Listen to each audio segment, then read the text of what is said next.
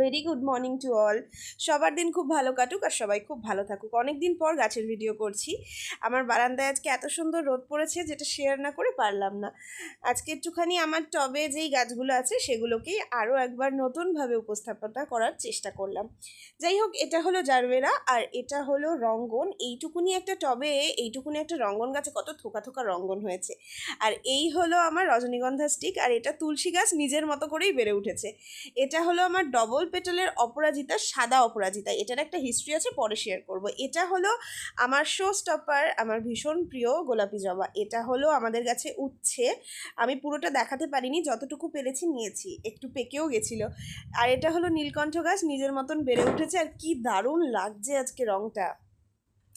এটা হলো another show stopper, আমার রক্তমুখী পঞ্চমুখী জবা এটা যেটা। আর এটা হলো একটা জুঁই ফুলের গাছ, যেটা পাতাগুলো এত সুন্দর লাগছিল। আর এটা হলো পুদিনা পাতা।